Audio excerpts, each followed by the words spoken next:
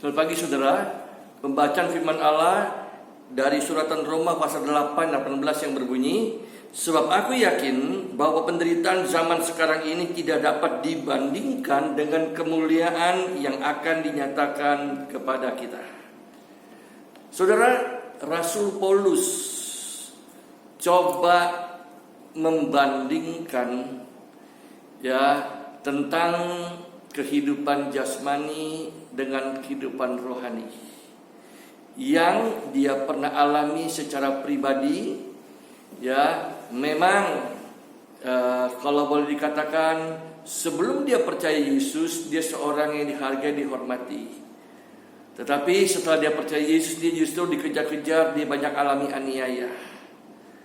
Namun dia katakan bahwa penderitaan yang dia alami sekarang ini itu tidak sebanding dengan kemuliaan yang akan dia terima oleh Allah. Penderitaan yang dialami tidak sebanding dengan kesukaan yang akan dia terima bersama dengan Allah di dalam surga untuk selama-lamanya. Itulah sebabnya dia pernah juga katakan, siapa yang dapat memisahkan aku dengan kasih Kristus? Bahkan dia sampai mempertahankan imannya, bahkan sampai dia mati. Dia dipancung, dia mati syahid karena mempertahankan iman dan tetap dalam pelayanan melayani Yesus. Saudara, di sini kita lihat bagaimana Rasul Paulus coba membandingkan antara penderitaan dengan kemuliaan.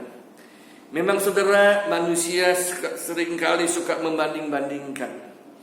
Kadang-kala membanding itu bisa menyenangkan seseorang, bisa menyenangkan. Karena itu permainan pola pikir kita. Walaupun antara kita dengan teman kita berbeda. Kalau sama-sama membandingkan, tetapi kadang-kadang bisa membeda. Kata kita ini bagus, kata teman kita belum tentu bagus.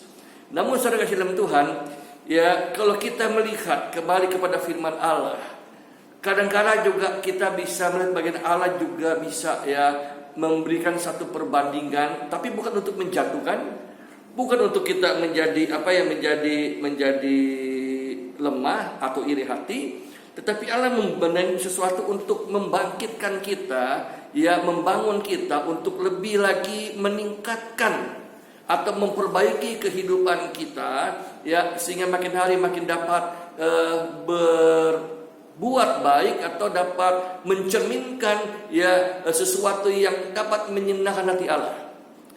Saudara, satu waktu ketika di Pulau Patmos, Allah mengutus atau memerintahkan Yohanes menuliskan 7 suratan yang ditulis dalam kitab Wahyu pasal 2 dan pasal 3. Dan salah satunya Allah perintahkan Yohanes untuk menulis kepada jemaat di kota Efesus.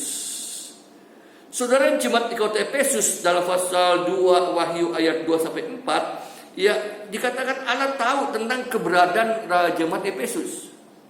Mereka adalah jemaat yang rajin bekerja. Mereka rajin bekerja, melayani, lalu mereka mau berjerih payah di dalam pelayanan, di dalam ibadah mereka. Kemudian mereka juga orang yang tekun. Mereka tekun di dalam mempertahankan iman, tekun dalam menjalani sesuatu. Lalu dikatakan juga mereka mau sabar dan menderita karena nama Tuhan. Kemudian dikatakan mereka juga tidak kenal lelah. Sesuatu yang baik yang dinilai oleh Allah tentang keberadaan, keberlangsungan jemaat di Efesus. Namun saudara, kalau kita baca selanjutnya, Allah dikatakan bahwa namun aku mencela engkau. Ada teguran yang disampaikan oleh Allah kepada jemaat Efesus. Apa? Karena dikatakan engkau telah meninggalkan kasih yang mula-mula. Saudara, Yesus coba membandingkan. Pada waktu itu mereka bekerja, mereka tekun, mereka sabar, mereka mempunyai kasih kepada Allah. Mereka ada kasih. Tapi jika dibandingkan dengan kasih yang mula-mula, yang dahulu, beda. Kadarnya beda, sama-sama tapi beda kadarnya. Dan oleh karena itu Allah katakan, kamu sudah jatuh dan terlalu dalam. Bertobatlah, kembali kepada kasih yang mula-mula.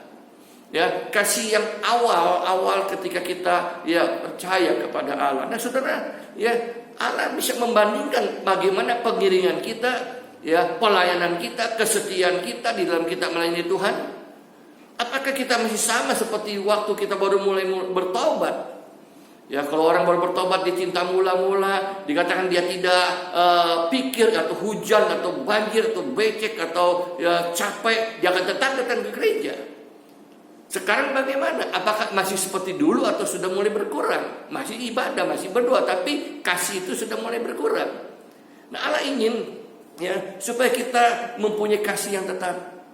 Ya, standar kasih yang tinggi kepada Allah, jangan sampai berkurang. Ya, Allah ingat, Allah membandingkan ya antara kasih yang awal dengan kasih yang sekarang. Saudara, ya mari pagi ini saya akan ajak kita melihat bagaimana kasih kita kepada Tuhan.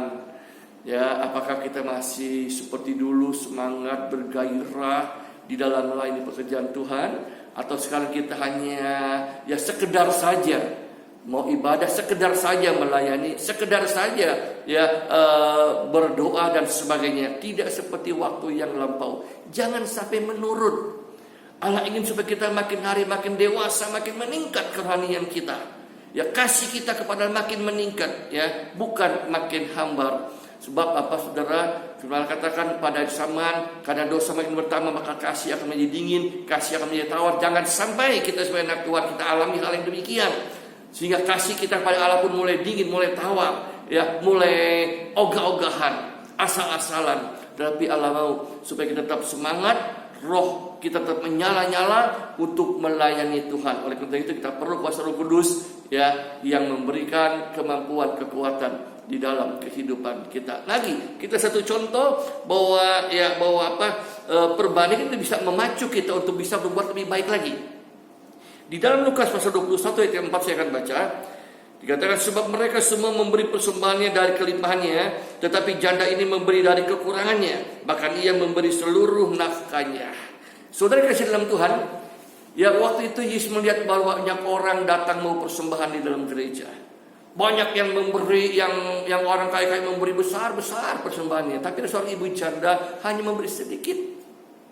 Lalu ketika Yesus melihat itu, Yesus memanggil murid-murid, dia katakan, ya, yang sedikit itu lebih besar di hadapan Allah.